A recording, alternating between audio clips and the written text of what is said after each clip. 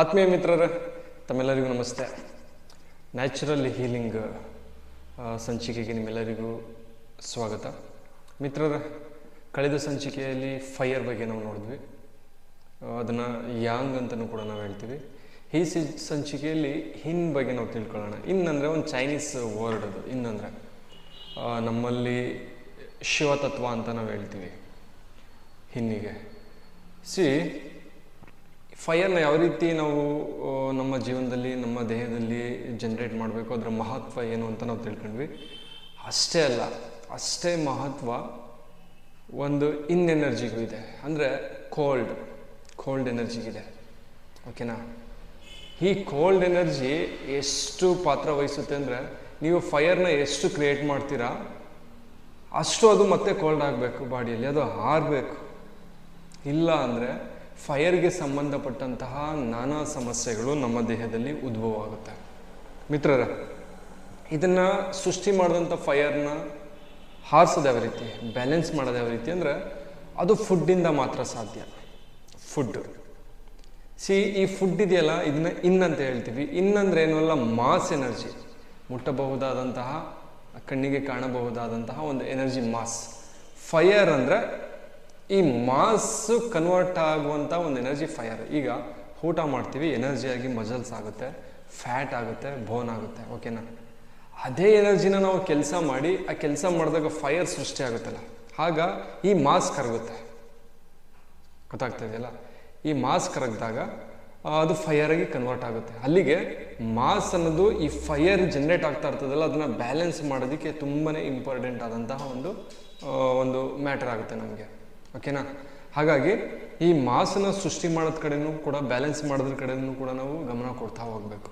ಮಾಸನ್ನು ಯಾವ ರೀತಿ ಸೃಷ್ಟಿ ಮಾಡೋದು, ಅಥವಾ ಹಿನ್ನನ್ನು ಯಾವ ರೀತಿ ಸೃಷ್ಟಿ ಮಾಡೋದಂದರೆ, ಫುಡ್ಡು, ನಾವು ತಿನ್ನುವಂಥ ಕ್ವಾಲಿಟಿ ಫುಡ್ಡು, ಅದು ನಮ್ಮಲ್ಲಿ ಸೃಷ್ಟಿಯಾದಂಥ ಫೈರ್ನ ಹಾರಿಸುತ್ತೆ. ಎಲ್ಲ ಆರ್ಗನ್ಗಳಲ್ಲಿ ವರ್ಕ್ ಮಾಡಿ ಫೈರ್ ಜನ್ರೇಟ್ ಆಗುತ್ತಲ್ಲ, ಅದನ್ನು ಬ್ಯಾಲೆನ್ಸ್ ಮಾಡುತ್ತೆ, ಕಡಿಮೆ ಮಾಡುತ್ತೆ, ತಂಪು ಮಾಡುತ್ತೆ. ಅದು ಯಾವ ರೀತಿ ಫುಡ್ಡು ಅಂದರೆ, ನೀವು ಯಾವುದಾದ್ರೂ ಫುಡ್ ತಿನ್ನಿ, ಆ ಫುಡ್ಡಲ್ಲಿ ಎಸೆನ್ಸ್ ಇರಬೇಕು, ಶುಕ್ರಧಾತು ಇರಬೇಕು. ಅಂದರೆ ಶುಕ್ರಧಾತು ಅಂದರೆ ಆ ಒಂದು ಆಹಾರ ಪದಾರ್ಥದಲ್ಲಿ ಇನ್ನೊಂದು ಆಹಾರ ಪದಾರ್ಥವನ್ನು ಸೃಷ್ಟಿ ಮಾಡುವಂತಹ ಶಕ್ತಿ ಇರಬೇಕು. ಅಕ್ಕಿ, ರಾಗಿ, ಏನೇ ಆಗಿರ್ಬೋದು, ಅದನ್ನು ಭೂಮಿಗೆ ಹಾಕಿದ್ರೆ ಅದು ಮತ್ತೆ ಬೆಳೆ ಕೊಡಬೇಕು. ಆ ಥರದ ಫುಡ್ ತಿಂದರೆ, ಆ ಥರದ ಆಹಾರ ತಿಂದರೆ ಮಾತ್ರ ಇನ್ ಎನರ್ಜಿ ಹೆಚ್ಚಾಗ್ತಾ ಹೋಗುತ್ತೆ. ಗೊತ್ತಾಗ್ತಾ ಇಲ್ಲ ಅಂದರೆ, ನಾಟಿ ತಳಿ, ಆರ್ಗಾನಿಕ್ ತಳಿ, ಮತ್ತೆ ಆ ಬೀಜವನ್ನು ಬಳಸಿ ಇನ್ನೊಂದು ಜೀವವನ್ನು ಸೃಷ್ಟಿ ಮಾಡುವಂತಹ ಆಹಾರ ಪದಾರ್ಥವನ್ನು ನಾವು ತಿಂದರೆ ನಮ್ಮಲ್ಲಿ ಇನ್ ಎನರ್ಜಿ ಹೆಚ್ಚಾಗ್ತಾ ಹೋಗುತ್ತೆ. ನಾವು ಸೃಷ್ಟಿ ಮಾಡಿದಂತಹ ಕೆಲಸದಿಂದ ಸೃಷ್ಟಿಯಾದಂಥ ಒಂದು ಫೈರ್ನ ಕಡಿಮೆ ಮಾಡ್ಬೋದು, ಮತ್ತು ಮಾಸನ್ನ ಹೆಚ್ಚು ಮಾಡ್ಕೊಳ್ತಾ ಹೋಗ್ಬೋದು ಮುಂದಿನ ಕೆಲಸಗಳಿಗೆ.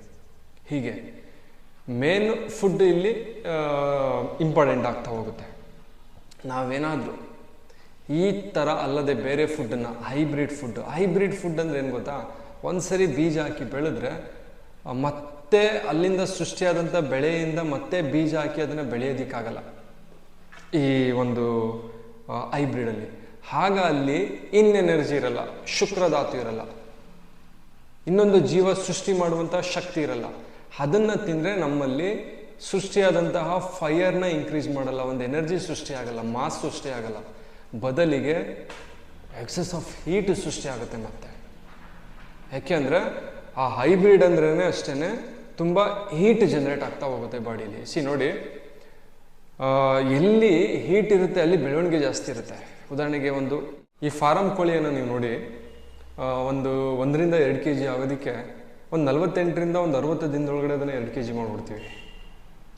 ಅಂದರೆ ಅಷ್ಟು ಬೇಗ ಅದು ಡೆವಲಪ್ ಆಗುತ್ತೆ. ಅಂದರೆ ಅಷ್ಟು ಆರ್ಗನ್ಗಳು ಸ್ಪೀಡಲ್ಲಿ ಕೆಲಸ ಮಾಡಿರುತ್ತೆ, ಅಷ್ಟು ಹೀಟ್ ಜನ್ರೇಟ್ ಆಗಿರುತ್ತೆ ಅದರಲ್ಲಿ.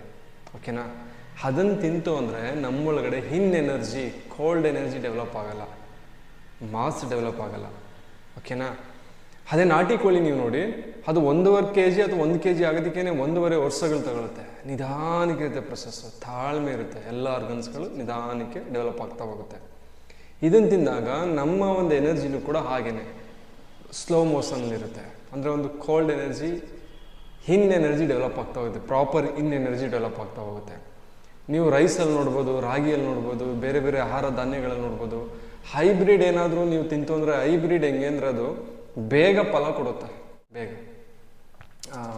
ಉದಾಹರಣೆಗೆ ನೋಡಿ, ನೀವು ಭತ್ತವನ್ನು ಹಾಕಿದ್ರೆ 3 ತಿಂಗಳಿಗೆ ಕಟಾವು ಬರುತ್ತೆ. ರಾಗಿ ಏನಾದರೂ ಕೂಡ 3 ತಿಂಗಳು 4 ತಿಂಗಳಿಗೆಲ್ಲ ಬಂದ್ಬಿಡುತ್ತೆ. ಅದೇ ನೀವು ನಾಟಿ ಆದರೆ ಒಂದು 4.5ರಿಂದ 5 ತಿಂಗಳ ತನಕನೂ ಬೆಳೀತಾ ಬರುತ್ತೆ ಅದು. ಕೊಕೊನಟ್ ಅಷ್ಟೇ, ನಾರ್ಮಲಾಗಿ ಹೈಬ್ರಿಡ್ ಆದರೆ 4 ವರ್ಷಕ್ಕೆ ಫಲ ಕೊಡ್ತಾ ಇದೆ ಅಂತ ನಾವು ಹೇಳ್ತೀವಿ. 4 ವರ್ಷಕ್ಕೆ ಫಲ ಕೊಡ್ತಾ ಇದೆ ಅಂದರೆ ಫಾಸ್ಟ್ ಪ್ರೊಸೆಸ್ ಇದೆ, ಅಷ್ಟೇ ಬೇಗ ಸತ್ತೋಗ್ಬಿಡುತ್ತೆ ಮರ. ಅದನ್ನು ತಿಂದರೆ ಎನರ್ಜಿ ಇರಲ್ಲ. ಅದೇ ನಾಟಿ ಒಂದು ಕೊಕೊನಟ್ ಆದರೆ ತುಂಬ ಲೇಟಾಗಿ ಫಲ ಕೊಡೋದಕ್ಕೆ ಸ್ಟಾರ್ಟ್ ಆಗುತ್ತೆ. ಮ್ಯಾಂಗೋನು ಅಷ್ಟೇ, ಇನ್ನೂ ಅದು ಮರನೇ ಆಗಿರಲ್ಲ, ಗಿಡದಲ್ಲೇ ಒಳ್ಳೆ ಫಲ ಕೊಡೋದಕ್ಕೆ ಸ್ಟಾರ್ಟ್ ಮಾಡುತ್ತೆ. ತಂದು 1 ವರ್ಷ 1-2 ವರ್ಷಕ್ಕೆಲ್ಲನೂ ಅದು ಹಣ್ಣು ಬಿಡೋದಕ್ಕೆ ಸ್ಟಾರ್ಟ್ ಮಾಡುತ್ತೆ. ನಮ್ಗೆ ಖುಷಿ ಆಗುತ್ತೆ ಬೇಗ ಬಿಡ್ತಾ ಇದೆ ಅಂತ. ಆದರೆ ಅದರೊಳಗಡೆ ಎನರ್ಜಿನೇ ಇರಲ್ಲ. ಓಕೆನಾ? ಎನರ್ಜಿ ನಮಗೆ ಬೇಕಾದಂತಹ ಜೀವನಕ್ಕೆ ಬೇಕಾದಂತಹ ಆರೋಗ್ಯಕ್ಕೆ ಬೇಕಾದಂಥ ಎನರ್ಜಿ ಇರಲ್ಲ. ಅದೇ ನೀವು ನಾಟಿ ಮ್ಯಾಂಗೋ ಆದರೆ ಅದು ಫಸ್ಟು ಒಂದು ಗಿಡ ಆಗಿ ತುಂಬ ಟೈಮ್ ತಗೊಳುತ್ತೆ. ಒಂದು ಸದೃಢತೆಯನ್ನು ಪಡೆದ ನಂತರ ಅದು ಫಲ ಕೊಡೋದಕ್ಕೆ ಸ್ಟಾರ್ಟ್ ಮಾಡುತ್ತೆ.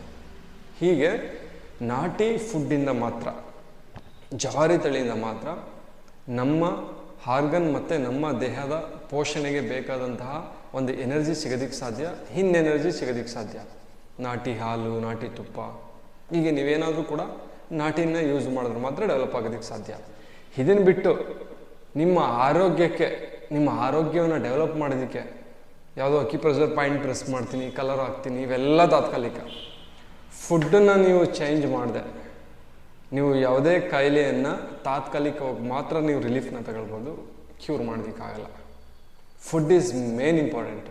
ಅದರಲ್ಲೂ ನಾಟಿ ಫುಡ್ಡು ಅಂದ ತಕ್ಷಣವೇ ಫಾರಮ್ ಫುಡ್ ಎಲ್ಲ ಯೂಸ್ ಮಾಡಿದ್ರೆ ಯೂಸ್ ಆಗಲ್ಲ. ನಾಟಿ ಫುಡ್ ಯೂಸ್ ಮಾಡಿದ್ರೆ ಮಾತ್ರ ನೀವು ಆರೋಗ್ಯವನ್ನು ಮರಳಿ ಪಡೆಯೋದಕ್ಕೆ ಸಾಧ್ಯ ಆಗುತ್ತೆ. ಓಕೆನಾ? ಹಾಗಾಗಿ ಒಂದು ಮಾಸ್ ಎನರ್ಜಿ ಅಥವಾ ಎನರ್ಜಿ ಅನ್ನುವಂಥದ್ದು ತುಂಬ ಇಂಪಾರ್ಟೆಂಟು. ಫೈರು ಎನರ್ಜಿ, ಇದಾದ ನಂತರ 0 ಸ್ಟೇಟ್ ಆಫ್ ಮೈಂಡ್, ಒಳ್ಳೆ ನಿದ್ರೆ ರಾತ್ರಿ. ಇವೆರಡೂ ಸೇರಿ ನೈಟ್ ಏನಾಗುತ್ತೆ ಅಂದರೆ ನಮ್ಮಲ್ಲಿ ಶುಕ್ರಧಾತುವನ್ನು ಡೆವಲಪ್ ಮಾಡುತ್ತೆ, ರೀಪ್ರೊಡಕ್ಟಿವ್ ಎನರ್ಜಿಯನ್ನು ಡೆವಲಪ್ ಮಾಡುತ್ತೆ. ಈ ರೀಪ್ರೊಡಕ್ಟಿವ್ ಎನರ್ಜಿಯನ್ನೇ ನಾವು ಎಲ್ಲ ರೀತಿಯ ಕೆಲಸಗಳಿಗೂ ನಾವು ಯೂಸ್ ಮಾಡೋದು. ಓಕೆನಾ? ಇದೆಷ್ಟು ಯಥೇಚ್ಛವಾಗಿ ನಮ್ಮಲ್ಲಿರುತ್ತೆ ಅಷ್ಟು ಆರೋಗ್ಯವಾಗಿರ್ತೀವಿ, ಅಷ್ಟು ಲವಲವಿಕೆಯಿಂದ ಇರ್ತೀವಿ, ದಷ್ಟಪುಷ್ಟವಾಗಿರ್ತೀವಿ. ರೀಪ್ರೊಡಕ್ಟಿವ್ ಎನರ್ಜಿ ಶುಕ್ರಧಾತು ಇದ್ದರೆ. ಓಕೆನಾ? ಹಾಗಾಗಿ ಈ 3 ತುಂಬ ಇಂಪಾರ್ಟೆಂಟ್. ಒಂದು 0 ಸ್ಟೇಟ್ ಆಫ್ ಮೈಂಡ್, ಫೈರ್, ಮತ್ತು ಅದನ್ನು ಆರಿಸುವಂಥ ಎನರ್ಜಿ, ಕೋಲ್ಡ್ ಅಥವಾ ಫುಡ್ಡು.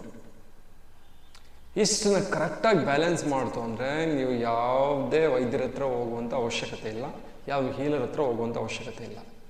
ಫೈರ್ ಸೃಷ್ಟಿ ಮಾಡಬೇಕು, ಒಳ್ಳೆ ಫುಡ್ ಹಾಕಬೇಕು, ನೈಟ್ ಒಳ್ಳೆ ನಿದ್ರೆ ಮಾಡಬೇಕು.